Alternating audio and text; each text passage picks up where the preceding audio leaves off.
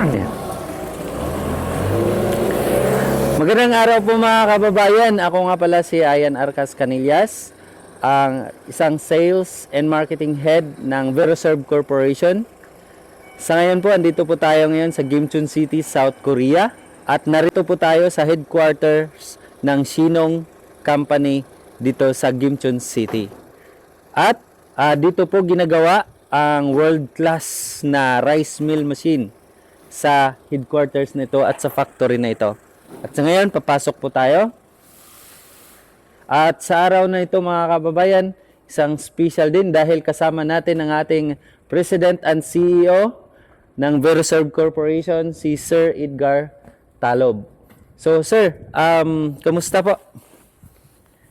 Sir, bakit nag-decide po kayo na bumisita dito sa Gimchon City mismo, sa Shinong Rice Mill Machine? Sorry, i-cut muna.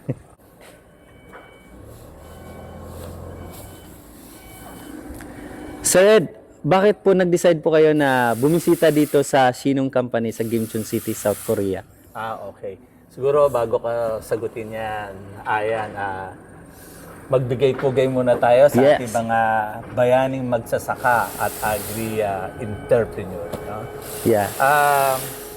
Bumisita ako talaga dito para personal na makita na ang pinapadala nilang machine sa atin ay tamang quality. Alam mo, ang Shinong Company Limited ay hindi lang basta supplier sa atin. Ito talaga ay ating long-term partner. No? Ang totoo niyan sa partnership natin, sinisiguro ng dalawang kumpanya na ang mga produkto na pinapadala sa Pilipinas ay talagang naaayon sa pangangailangan ng magsasaka at tamang-tama sa kondisyon ng Pilipinas.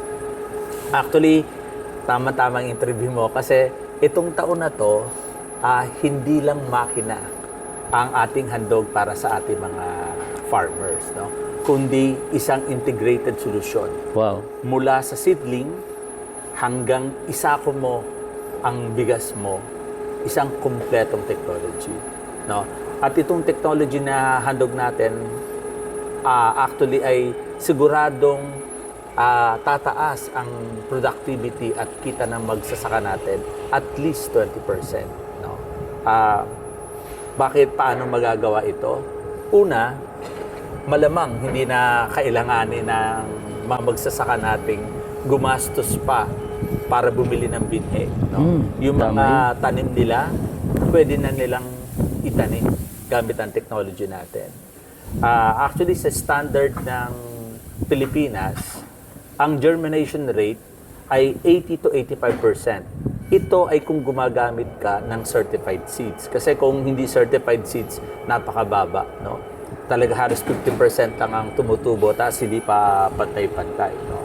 Dito sa technology na i-offer natin sa ating magsasaka, ang germination rate o yung mga pagtubo ng binhi ay umaabot sa 95% at kung mataas minsan na yun. 100% pa. So doon pa lang, hindi ka nabibili ng binhi, tataas ang germination rate mo, siguradong tubo ka na, no? Makakatipid ka. No? So doon lumalaki ang kita ng magsasaka natin.